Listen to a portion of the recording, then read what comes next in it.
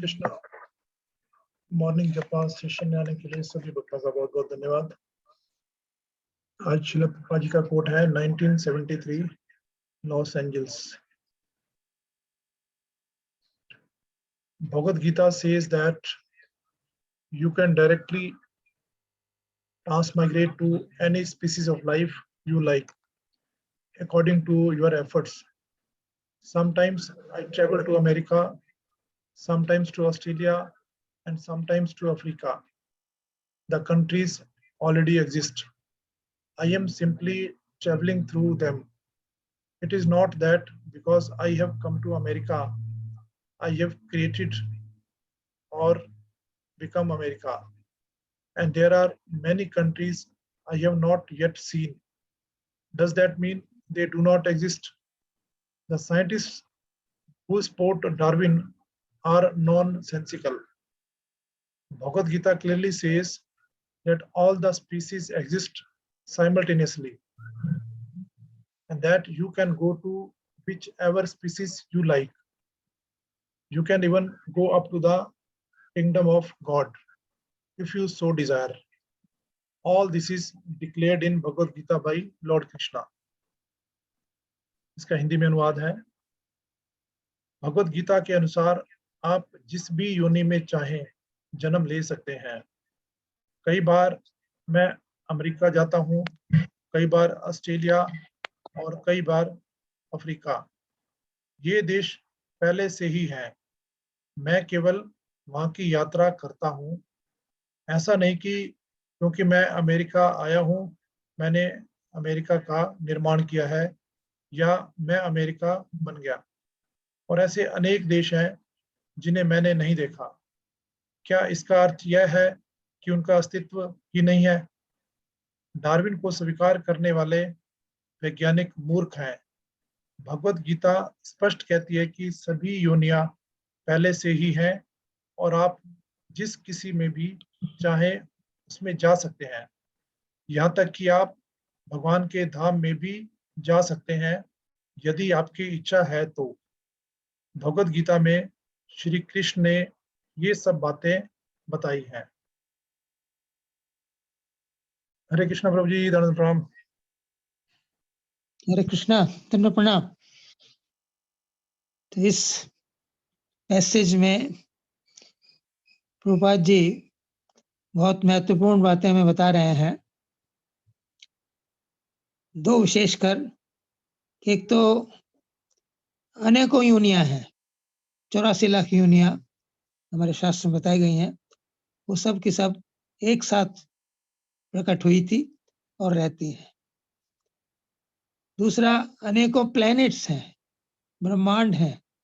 ये नहीं केवल पृथ्वी ही सब कुछ है। भगवद गीता में भी बताया गया है कि ऊर्ध्वम गच्छति सत्वस्था मध्य तिष्ठन्ति राजसा जगन गुण वृत्तिस्था अधो गच्छन्ति तामसा। कि जो लोग सत्वगुण में काम करते हैं वो ऊपर के लोकों को जा सकते हैं।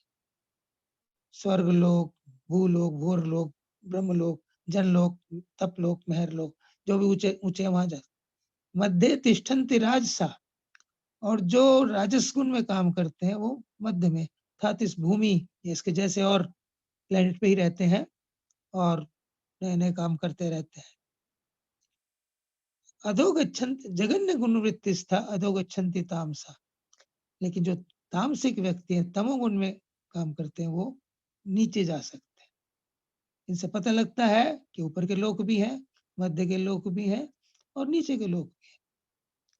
रूपा जी डार्विन की थ्योरी को बताते हैं कि नॉनसेंसिकल है और ये वास्तव में है, कॉमन सेंस एक्सेप्ट नहीं करती। डार्विन कहते हैं कि एक बिग बैंग हुआ, धमाका हुआ, उससे सृष्टि प्रकट होगी। अब धमाके से तो डिस्ट्रक्शन होती है, कोई कंस्ट्रक्शन नहीं, कोई कंस्ट्रक्टिव चीज नहीं आती।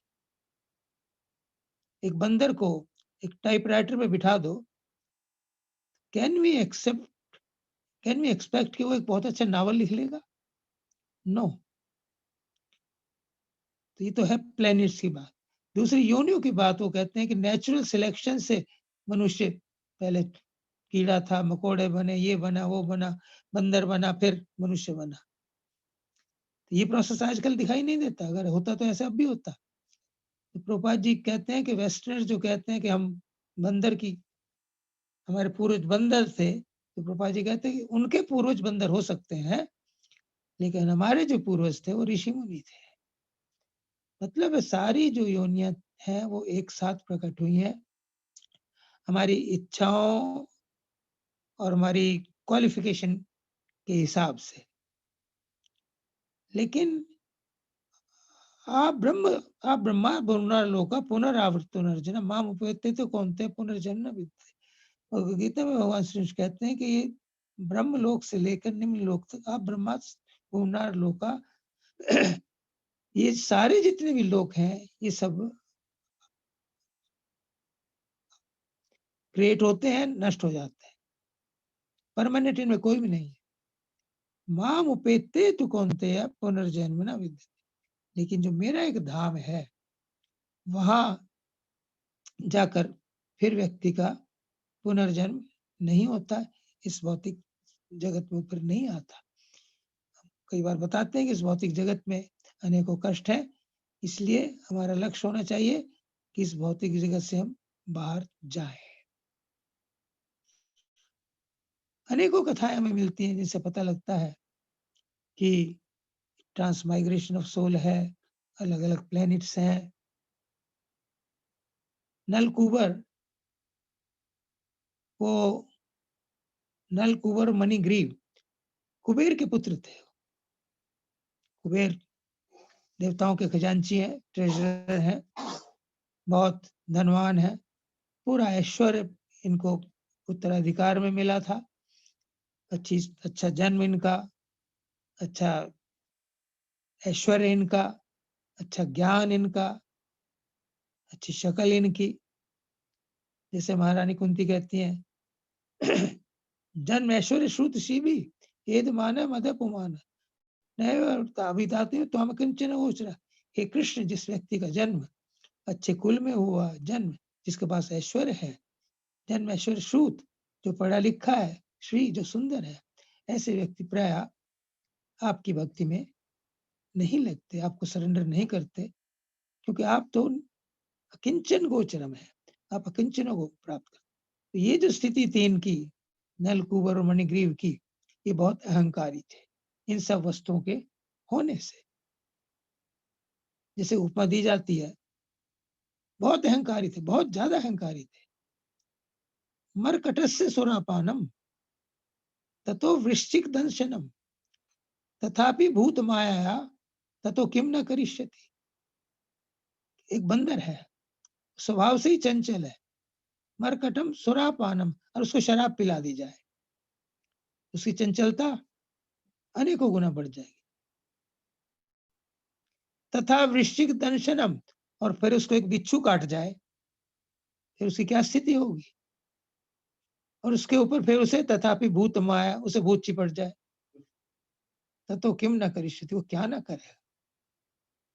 ये स्थिति इन नलकूबर और मणिग्रीव की थी। तो ये स्वच्छंद विहार करते थे मंदाकिनी में अप्सराओं के साथ, नग्न निर्वस्त्र विहार कर रहे थे। नारद ऋषि आए, नारद ऋषि को देखकर उन अप्सराओं ने अपने शरीर ढक लिए, लेकिन इन्होंने कोई परवाह नहीं की, इन्होंने उनका कोई नोटिस नहीं लिया, इतने उद्दंड थे। तो नारद मुनि को बुरा लगा, उन्होंने इन्हें शाप दिया कि तुम नग्न रहना पसंद करते हो, तुम जाओ पृथ्वी लोक में, तुम दो वृक्ष बन जाओ और तुम्हारी चेतना यही बनी रहेगी। ये सबसे बड़ी दिक्कत यही है कि चेतना है कि हम क्या थे और हम क्या बने हुए, उसमें बहुत टॉर्चर है। अपनी गलती समझ आई, उन्होंने क्षमा याचना की। तो नारद ने कहा कि ठीक है, तुम्हारा उद्धार जब भगवान श्री कृष्ण अवतार लेंगे वो करें। तो वो दोनों वृक्ष बनकर वृंदावन में आ गए और नंद महाराज के कोर्ट में खड़े रहे, अनेकों वर्षों तक खड़े रहे। और जब भगवान श्री कृष्ण आए उनका उद्धार किया। तो मतलब है वो दूसरा लोक भी है जहाँ से वो आए, और पृथ्वी लोक भी है जहाँ वो आए। एक योनि भी है जिसमें वो थे, देवताओं की योनि, और अब वृक्ष की योनि में आए। इस घटना से, इस लीला से पता लगता है कि सब कुछ है, अलग अलग तरह के लोक है, अलग तरह की योनियां है। और एक और सिद्धांत इससे पता लगता है कि जो साधु जो है वो हमारे सच्चे हितैषी हैं। हालांकि उन्होंने शाप दिया, लेकिन उस शाप के द्वारा उनका उद्धार, उन्हें भगवान श्री कृष्ण के दर्शन हुए, जो करोड़ों करोड़ों जन्मों की भक्ति से भी प्राप्त नहीं होते, तपस्या से नहीं होते। इसलिए हमें इन बातों पर विश्वास करते हुए ये प्रयत्न करना चाहिए कि हम ना तो ऊपर के लोकों में जाने का प्रयत्न करें, ना इस मध्य के लोक में रहें, ना नीचे पाताल लोक में जाने का ऐसे काम करें, वहां जाए, भगवान के धाम हम जाए। भगवान का धाम कैसा है? न तत्र भासते सूर्यो न शशांको न पावका यत् गत्वा न निवर्तन्ते तद्धाम परमं मम। बाकी हमने बताया, आप ब्रह्म भुवनार लोका पुनरावर्तिनो अर्जुना माम उपवेत्य तु कौन्तेय पुनर्जन्म न विद्यते। ब्रह्म लोक से नीचे लोक तक सबके सब टेम्परेरी है, वहां आना जाना लगा रहता है, लेकिन माम उपवेत्य तु कौन्तेय पुनर्जन्म न विद्यते। लेकिन जो व्यक्ति मेरे धाम को पहुंच जाते हैं वो लौट कर नहीं आते। और वो धाम कैसा है? भगवान बताते हैं, न तत्र भासते सूर्यो न शशांको न पावका। वहां न सूर्य की आवश्यकता है, न चंद्रमा की आवश्यकता है, स्वयं प्रज्वलित है, प्रज्वलित है वो, स्वयं दीप्यमान है वो। भगवान के विग्रह से ज्योति निकलती है। न पावका, न वहां बिजली की जरूरत है। यत् गत्वा न निवर्तन्ते तद्धाम परमं मम। जहां जाकर लौटकर व्यक्ति नहीं आता, वो धाम मेरा परम धाम वो है। रूपा जी भी लिखते हैं कि हम वहां भी जा सकते हैं। तो बुद्धिमान व्यक्ति वहीं जाने का प्रयत्न करता है। खटवांग ऋषि थे, खटवांग महाराज थे, महात्मा थे, वो राजा थे, बहुत शक्तिशाली राजा थे। एक बार देवताओं का असुरों से युद्ध हुआ, देवता हार रहे थे। उन्होंने खटवांग महाराज से प्रार्थना की कि आप कृपा करके आइए, हमारी सहायता कीजिए। खटवांग महाराज वह गए, उन्होंने देवताओं की सहायता की, असुरों को हरा दिया। कृतज्ञता के रूप में देवताओं ने कहा कि आप यहीं रहिए, हम आपके लिए एक सुंदर महल बना देते, हर प्रकार की सुविधा उसमें। खटवांग महाराज ने पूछा कि मेरे जीवन की अवधि कितनी है? उन्होंने कहा आपके जीवन की अवधि 2 घड़ी है, अबाउट 48 मिनट्स। तो उन्होंने तुरंत निश्चय किया कि मुझे स्वर्ग में रहकर वो समय वेस्ट नहीं करना है। उन्होंने कहा तुरंत मुझे भूलोक में पहुंचा दो, क्योंकि स्वर्ग भोग लोक है, वहां नए कर्म नहीं किए जा सकते। मैं पृथ्वी पर जाना चाहता हूँ और वहां जाके मैं भगवान की भक्ति करके भगवान को प्राप्त कर सकता हूँ। तो खटवांग ऋषि भूमि पर आ गए, भगवान की शुद्ध भक्ति की, और उस थोड़े से समय में ही उन्होंने भगवत प्राप्ति की। तो एम हमारे जीवन का हम कई बार डिस्कस करते हैं, भगवान के धाम जाना है, भगवान की भक्ति के द्वारा वहां जाया जा सकता है। और भगवान एक सरल उपाय भगवत गीता में बताते हैं, जन्म कर्म च मे दिव्यम एवं यो वेति तत्वतः त्यक्त्वा देहम पुनर्जन्म नयति मामेति सर्जन। कि अर्जुन, जो व्यक्ति जान लेता है कि मेरा जन्म, मेरी जो लीलाएं हैं वो दिव्य है, भगवान 84 लाख योनियों में से एक नहीं है, वो अलग है, दिव्य है, उनका जन्म भी दिव्य है, उनकी लीलाएं भी दिव्य है। इसलिए हमें समझना चाहिए कि भगवान हमारे जैसे नहीं है, दिखते हैं वो हमारे जैसे, लेकिन वो दिव्य है। जन्म कर्म च मे दिव्यम एवं यो वेति तत्वतः। जो इस बात को तत्व से समझ लेता है, सही बार से समझ लेता है कि भगवान श्री कृष्ण दिव्य हैं, उनकी लीलाएं दिव्य हैं, हम उनके अंश हैं, हमें उनकी भक्ति करनी चाहिए। और इस स्थिति में जो स्थित हो जाता है, त्यक्त्वा देहम पुनर्जन्म मामेति सर्जन, वो व्यक्ति इस शरीर को छोड़कर फिर इस भौतिक जगत में नहीं आता। तो हमें इस कोट से ये समझना चाहिए कि अनेकों योनियां हैं, अनेकों प्लैनेट्स हैं, तरह तरह के वहां सुख और दुख हैं। हमें उनमें से किसी में नहीं जाना, हमें केवल भगवान के धाम जाना है, और भगवान के धाम इस मनुष्य शरीर से ही भक्ति करके जाया जा सकता है। और प्रभुपाद जी के बताए हुए मार्ग पर हम चलें, उस जीवन के लक्ष्य को सामने रखते हुए कि भगवान के धाम जाना है, गोलोक जाना है, जहाँ बिजली, चंद्रमा, सूर्य किसी प्रकार के प्रकाश की आवश्यकता नहीं है, जहाँ आनंद ही आनंद है, शाश्वत जीवन है, ज्ञान में जीवन है, आनंद में जीवन है।